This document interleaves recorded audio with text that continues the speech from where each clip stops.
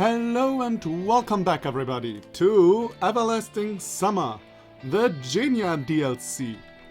So, I clicked on the Zhenya DLC and you are thrown right into the action.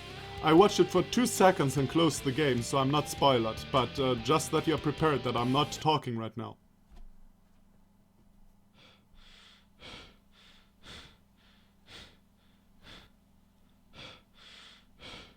Okay. Yeah.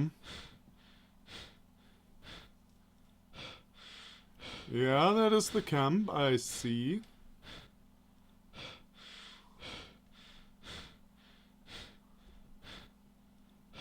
Is he running? Is he suffering?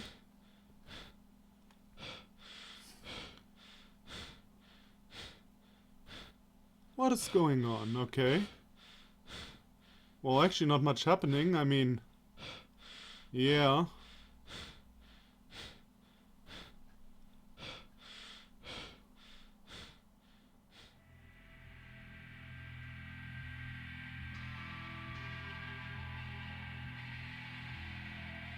Okay. So I was told in the comments I'm supposed to try to remember everything that happened with the doppelgangers. And I tried, and let's collect, shall we? They first appeared in the Semyon ending. The one, the evil one that said stuff like you'll never get out, it is a never-ending loop. Then the one who says there is a way out. The other one is just like he's apeshit. And then the third one, the maybe third one, we don't exactly know if it was a strange pioneer or a doppelganger or whatever you want to call it. The voice that called you in the bad Semyon ending. Okay, and then we meet them. We never met them again, if I'm not completely mistaken, until the Yulia route. Until the Yulia route, where he appeared in the course of the story and told him like all stuff that we already know, and then all of them were in the bus. I don't really know how this is going to help me understanding the story, but I did as I was told to. My world is empty as I am. You know fucking what? I just got like an idea. If all the girls are real, like we have to assume now the harem ending was the true ending, more or less. So, if every one of them gets one Semyon, and it seems like the thing, or the person that is strange and that something wrong with must be Semyon and not the girls. So Semyon is maybe, that is probably why I needed to remember or think about the doppelgangers again. I don't know. Maybe something like that. Maybe he was clone. I don't know. We'll see. My world is empty as I am. I destroyed myself to become a whole world. A world of emptiness that destroyed me. I believed I had someone's fate in my hands, the power to end the lives of others. But I was only wandering in the darkness, vainly hiding from any new beam of light, every one of which was only spawning empty shadows. Every shadow was my faceless reflection, a cloud of absolute darkness with a single goal, to consume me. I was hiding from them, merging with them. They were becoming me and I was becoming them. And finally it didn't matter which one of us is on the side of the mirror. Although in this case it's just not just a cliched phrase of the reflection of a crude loser. It is a fact. Even though this wasn't the case before. Even though before the worlds were many and my life could be called a life. Because it all ended in a single moment. First was this damned bus, Again everywhere, and a crowd of those joyful, whooping peonies around, the same as me. And then again and again, like a vivid kaleidoscope of faces, events, and emotions and feelings. But who the hell cares anymore? Okay, this seems very much like the first doppelganger. Like the crazy one who tortured people and shit like that.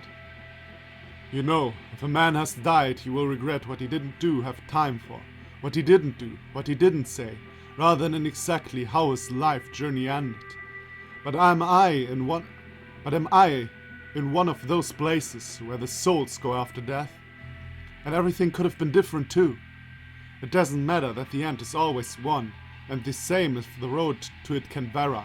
It depends on my choices. It did before. So when did everything change? The different version of events, the lines of life, the people's fates seem to intertwine several times over, resulting in something like a rope of doom which you can only hang yourself on. So when did it all change? Surely not in a single day, a single hour, but certainly so fast I didn't even have time to notice. Okay. Question mark. Okay, that music is new. I think. At least I don't remember it. The rays of the summer shined into my eyes. A summer one. Well, who would have thought? What a surprise.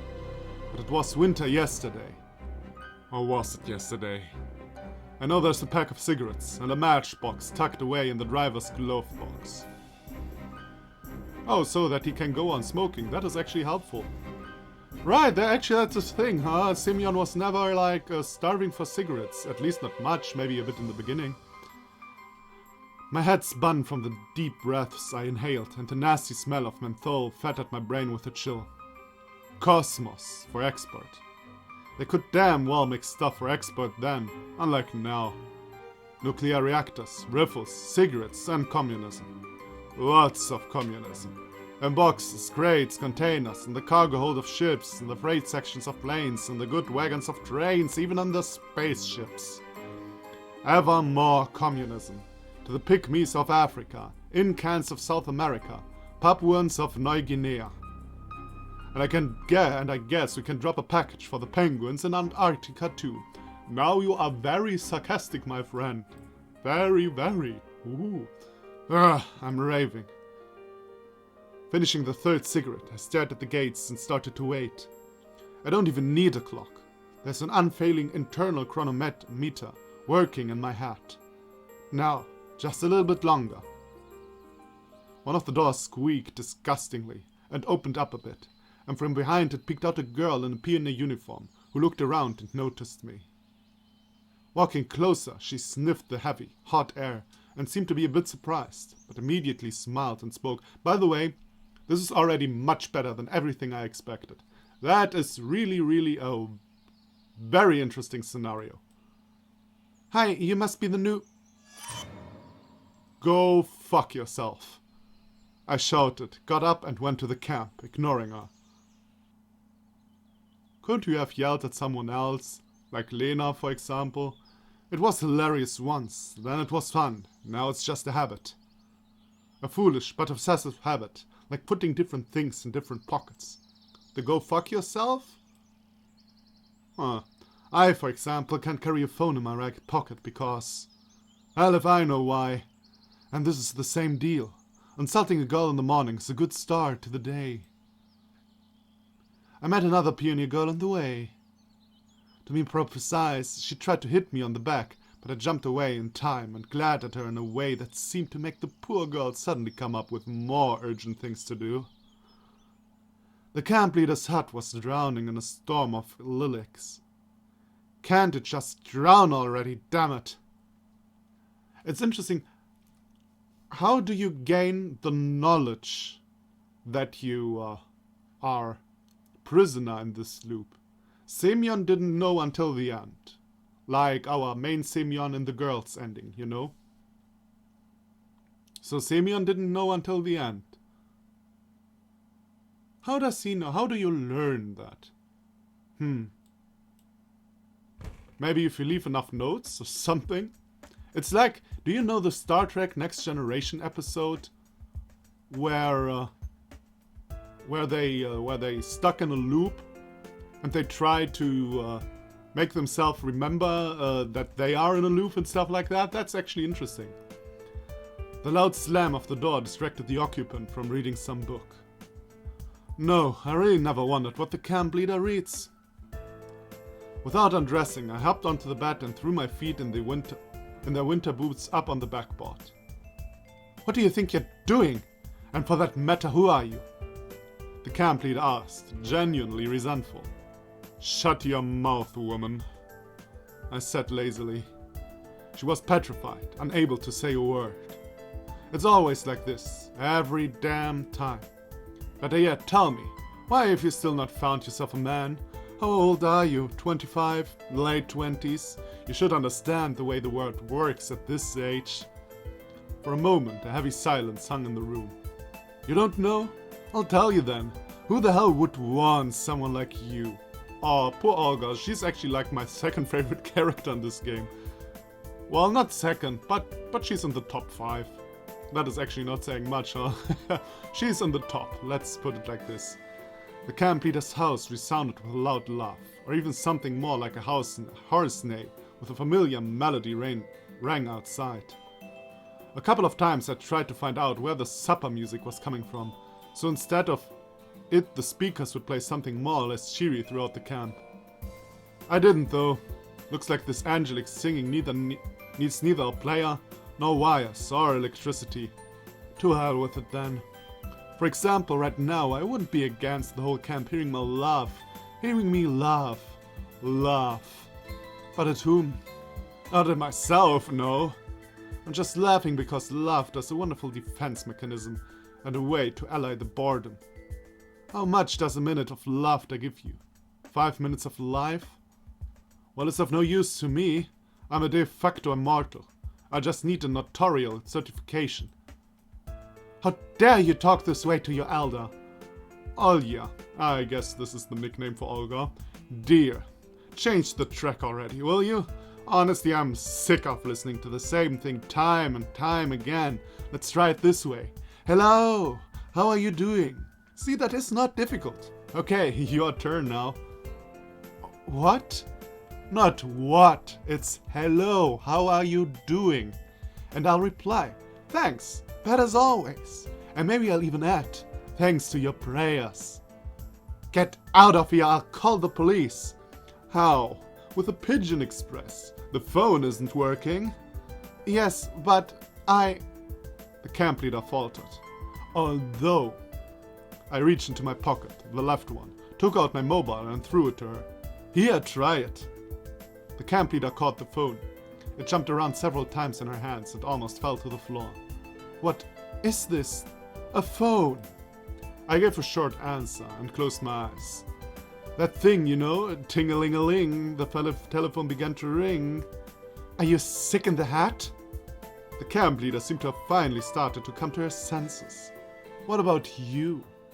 I don't know what's happening here. Have you seen the film Groundhog Day? You haven't. Well, anyway, if that library of yours had some books on psychiatry, I would have been able to answer the question about my psychiatric condition with more certainty. That is why, for now, I'm only ready to tell you as an amateur, yes, Olya, dear, I am sick. And again, the loud, devilish laugh. The camp leader was stunned and released the phone from her hand. It fell on the edge of the bed and bounced towards me. I picked up the cell at once and put it in my pocket. But not in love with you, I added, opening one eye. Hey, there's the other crazy person. Yay! Someone shyly knocked on the door. Right, that is what happens next. This is actually how it happens. Huh. Someone shyly knocked on the door. Then it opened and the peony girl appeared at the doorstep. Oh, god damn it! I theatrically jumped off the bed. And where's the chopper? Forgotten at home? No, Uljana will come now, I guess. The girl looked at the camp leader in confusion. This is... She stared, then sighed, and sank heavily onto the opposite bed. Actually, I knew that the camp leader isn't afraid of me. The fear is simply not included in her program. She can be resentful, yeah, as much as you want. Imminent fright, most assuredly. But a couple of minutes will pass and she'll withdraw, leaving me be. Camp leader my foot. If I were in her shoes. It's interesting though, they are not called Lena or Olga. It says Pioneer Girl, Pioneer Camp Leader. You know? This must be a bad time. The girlie shyly prattled, casting her eyes down and preparing to leave. Why, don't be shy, I exclaimed hospitably, gesturing to a place near me. Sit down now, make yourself at home. No, Sit down, I sat, I barked. Now this girl can certainly display genuine fright, fear, and even terror. She slowly approached and sat on my bed, clinging to the backboard. So, got anything nice to tell me?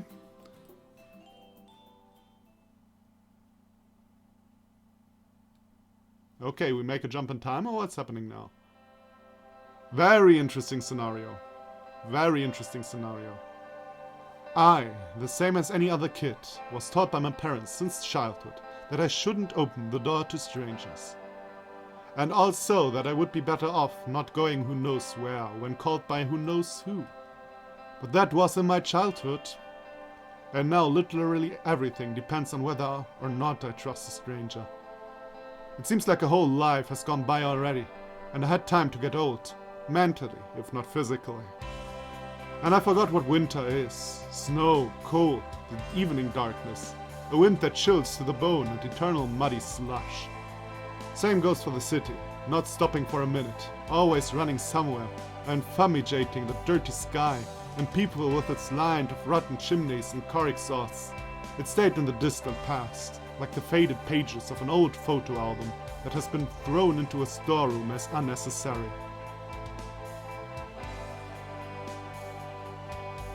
But how did this happen?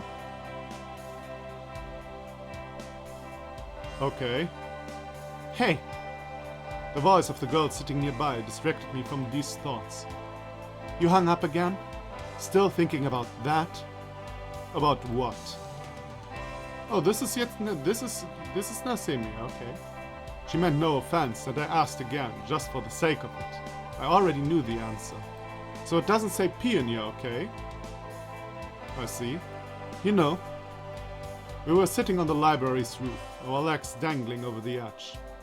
Zhenya leaned back a bit, her hair beautifully fluttering in the wind. The bright sun was shining into our eyes, making us squint. But it wasn't blinding, more like velvetly warm, and seemed to envelop your whole body in the pleasant heat of a sunny day. No. I mean, I don't know, I guess. Lately I can't always say what I'm thinking about. Just a mush of thoughts in my head. I felt silent for a moment and looked at Zhenya. She looked like she was uninterested, not only in our conversation, but in everything happening around her in general. As if this girl was okay with everything. The summer, the sun, the pleasant wind, our youth. As if this is enough for her to be happy, and the rest are just foolish trivialities. And sure, you get what I'm saying. Why do you even ask? Because a human is a social creature. It is supposed to communicate with others like it. She grinned almost unnoticeably. Yeah, right. Look who's talking. Wait here. I'll go get the award for the most communicative pioneer of the year 1980 whatever. What about me? I, unlike some people, have quite specific responsibility in this camp. I'm a respected member of our collective. Irreplaceable even, in a sense. In contrast to you. Zhenya's eyes sparkled as she grinned mockingly. Okay, so it seems like those two know that they're in the wrong world and stuff like that? Okay.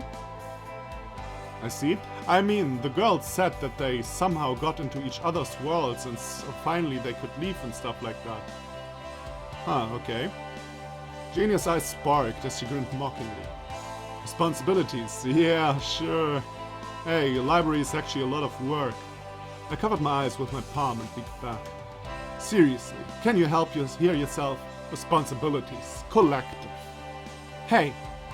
Zhenya said sternly and poked my belly. Oh. I moaned mostly theatrical, and cast a wrathful glance in her direction. What if I fell down? Hurt myself? Huh? That would be highly regrettable. There isn't even any place to get life insurance here.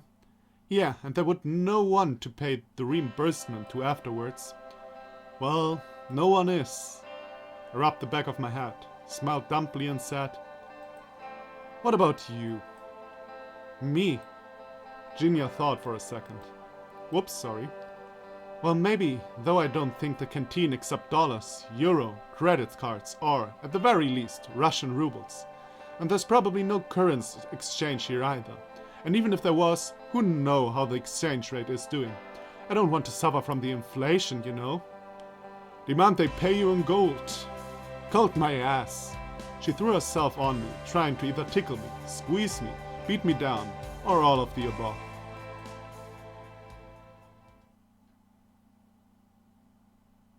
Okay. Is this a flashback of the crazy pioneer? Well, of the crazy Semyon? Leaving camp leader's house, I was chuckling. I probably shouldn't... Okay, or are these two different versions of Semyon? No, I actually don't know, so I won't make up theories. I probably shouldn't have expected anything from the conversation with this pioneer girl. And I didn't. Why would I? That's all been known for a long time now. I'm able to play this piece on my own, like a miserable one-man show. Does this story want to tell me now that the key to all is Zhenya? Getting out the key is Zhenya, and this dude never tried to talk to Zhenya or something? That would be rather ridiculous. What an irony. A play with one actor, in a theater with one spectator, in a city with one citizen, in a universe with one living being. Or living in quotation marks. Or maybe living in italics. What kind of a purity would you prefer? With scroll work or without? With capitals or without? What font would you like? Should the paper be glossy or matte? Pfft! Again. Down the road was skipping a jolly little girl. Should I maybe start with her this time around? That doesn't sound too good. That does not sound too good. I remember there being splendid meat hooks in the canteen. That does not sound so good. Or shouldn't I? And who are you? Oh God, Olyana, run! She blurted out, coming up to me. I'm the terror that flaps in the night. Boo! I demonstratively spread my arms and loomed over her. That's not scary at all. Not scary. Well, it'll do for now. I grinned and went forward. Hey! A shout followed me. Wait! The girl caught up to me and grabbed my hand. Don't touch me. I cried with disgust and forcefully jerked my hand so the young pioneer flew off the road and fell into the bushes. Ouch, that hurt! She started to cry. Strange. No, this is really strange. I don't think something like this has ever happened before. Of course, this day has repeated itself so many times already that it's impossible to count. And the point is really not the girl flying into the bushes. It's that there shouldn't be anything new. Even such an insignificant, as one might think, occurrence may in the end turn out to be more important than all of the previous times. You know, that is actually funny. Because it's the same, he's doing the same as I did. Like he takes every, and as probably every player did, he takes every little thing that happens and tries to give it a context. Try to fit in the piece in the puzzle. And why is this happening now, you know? Then the first time, and of course in his case, he mentioned he did this multiple times. Something different happening now is rather unlikely. I don't know why, I just feel that it's simply been too long since anything new happened. Of course, this world isn't comparable to a monotone mechanism that doesn't work soullessly, but all the variations of the script are familiar to me. And when I say all, I mean all. A couple of minutes ago into the camp leader's house could have come not that shy pioneer, but the girl who met at the camp's gates, and I would be ready. Or the arrogant pioneer girl that greets strangers with a thump on the back, and I would be ready. Or even this little crybaby, and I still would be ready. But now, at this very moment, something is happening that I'm not ready for. And above all, I'm not ready for surprises. The girl continued to cry, looking at me with the eyes full of anger and resentment. You! It's all your fault! Come on, what are you crying for? I walked up to her hesitatingly and reached out my hand.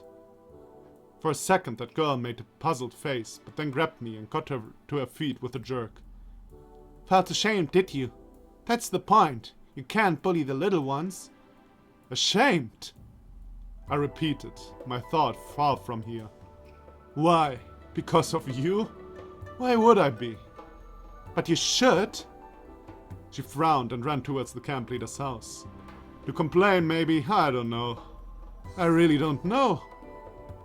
For the first time in a long, long time, something like this has happened. Just a couple of minutes ago, I could say with certainty what each of the pioneers is occupied with at this particular moment. And what now? I don't know, is this a word or is this his catchphrase? Oh, I don't know that word though. Give me a sec, I'll look it up. I see. F-A-U-G-H is the English version of what I said to Semyon in the Ulyana route. Fui. Foe. Okay. Maybe it's foe? Fa? Foe? I'll say foe. At dinner, the camp leader approached me.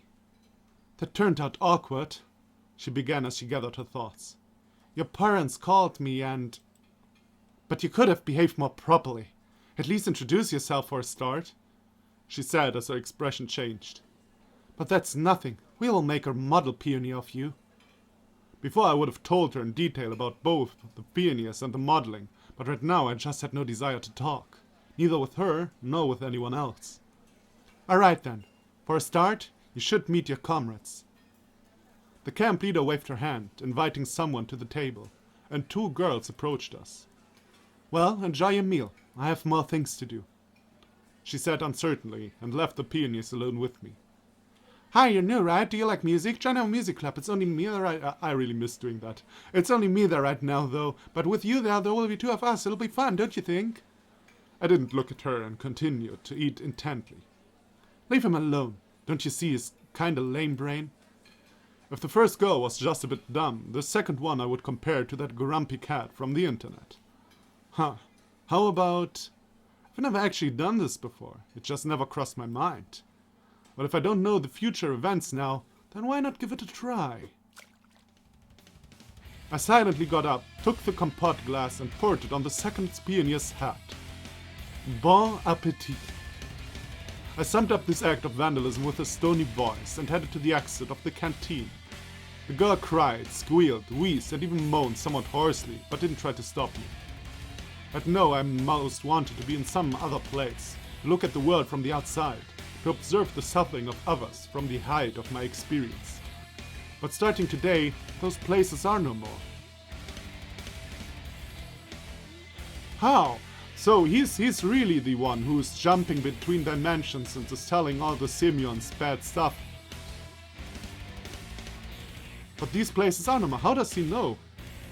At the doors I bumped into that first girl who I met at the gates, tried to ground her, but... Yeah, give it to him, Slavia! Kill the motherfucker! Received a biting slap in the face. The sound immediately rang through the canteen, its echo bouncing off the ceiling. In the space of a moment, complete silence fell. In less than a second, my hand clenched into fists, nails digging into the palm, the skin on my knuckles stretching almost to the point of rupturing. I was going to knock this bitch out. You don't touch Slavia! Yeah! Ulyana, kill him somehow, please.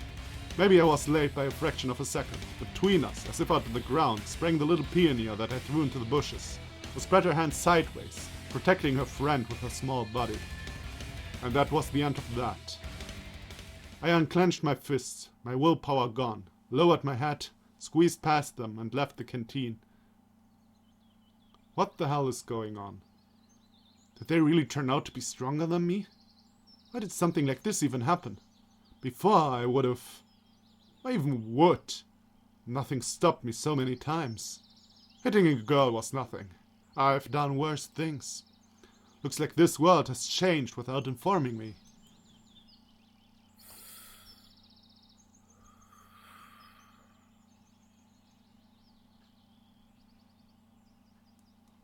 It's cool that there are noises, but they confuse me. So he smokes a cigarette. Wait a minute.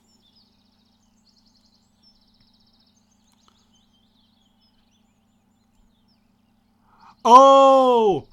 God! Sometimes I have to take time to think about stuff. Okay. So the girls mentioned that they met Semyons in their world who told them stuff. So this is this Semyon, or this strange pioneer doppelganger, whatever. And now they're gone. Their worlds are gone because they are out of this world. They are back in the real world. But who is this strange pioneer then? It can't be Semyon. I mean, Semyon is out of there. In this reality, I guess. At least it's the only thing that makes sense. So who or why or what? Or is Semyon really just having a... Is he a psychopath of some sort? Is he having schizophrenia? I don't know. Something like... I don't know. Huh. The rings of cigarette smoke were slowly drifting towards Skanda. The pack was almost empty already, and there is nowhere else to get smokes here. I will have to wait another week. Obviously, I could go to the Autistic Brothers, take the bottle of vodka and get drunk. But what would that change? Wow, you're already behind alcohol. Why can't you be just like a friendly drunk on the bench who gave up on life? Would be better than the torturing stuff. Decisions so complicated now, and so simple then. Pho. No, I wanted to say four. Four. Yeah, but I don't like that. I say fa. Laugh. Fa. Fa. Four. Four. Okay. Four. Did I start to think like that damn loser already? So like the one, the other one we met in the first Semyon ending, I guess. Or the real Semyon, the Semyon we always play. I don't know. We'll see. No, never. Got any more? Yet another pioneer girl took a seat near me. What? I asked uncomprehendingly. She pointed at the cigarette. Smoking is bad for your health. Look who's talking. She grinned. Mine's made of rubber. Wanna try it? He's talking about cigarettes? Okay, no need. I'll take it on trust. I handed a cigarette to her and gave her a light. I was already thinking dirty things. Yeah, but he's crazy. Who can blame me here? You did something cool today. Well, she said after the coughing stopped. And the camp leader in her hut. I heard. And at supper. At least I'm not the camp's biggest disgrace now. I looked at her carefully. The pioneer was smoking the cigarette casually, and smiling so complacently as if the whole world had already acknowledged her rightness. And you, I see, are only thinking of yourself. What are you talking about? No. Her expression changed. She even panicked a little and choked on the smoke. But you are right. You were never the worst one here. I'm not so sure about myself, though. You're talking so, well, coolly. Yeah, you really like the bad boys, huh? Now, praise from her was certainly all I needed. Or maybe... Listen. I started, smiling one of my studied smiles. While we're at it, do you want to meet for a drink, so to say? You got any? The pioneer's eyes flashed. I can always find some for a good culprit.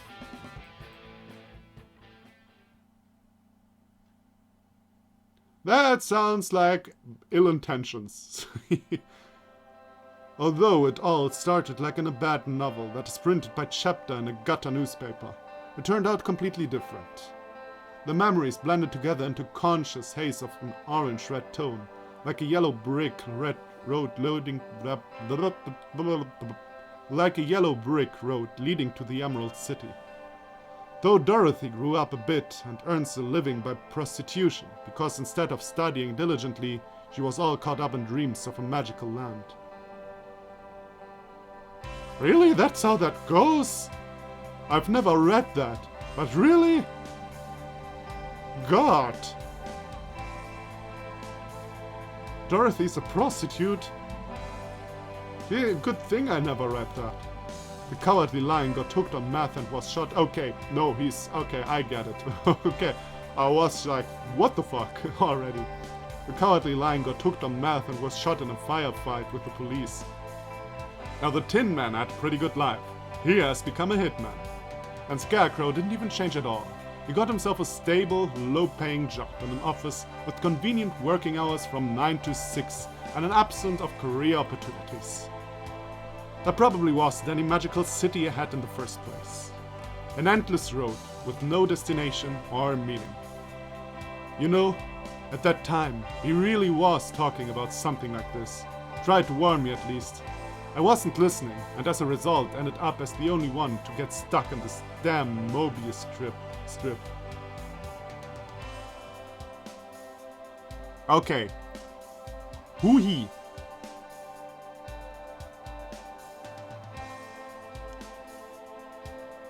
What? So what did the pioneers warn us for? He said it's no use going to the city, you will never reach it. It's no use going there and you'll never reach it. The bus is never there, it's no use.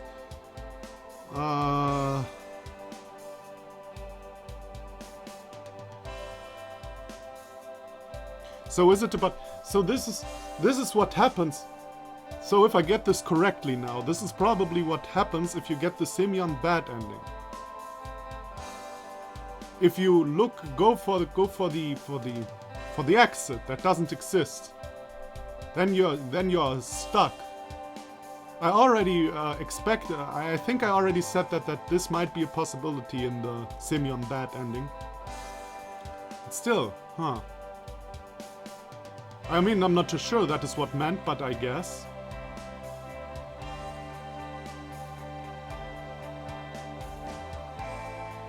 She was sitting nearby and squinting with discontent. You know what? Let's stop it here and go on next time. Well, that's really complicated. It's getting a bit complicated right now. Not really complicated. It's not mathematics, but that's mind. It's bending my mind a bit. Truly, though, fascinating way to solve all this. I like it. So, thank you everybody for watching. Come back for the next part, and let's find out together what is actually going on in this mysterious camp. And I'll see you then. Bye bye!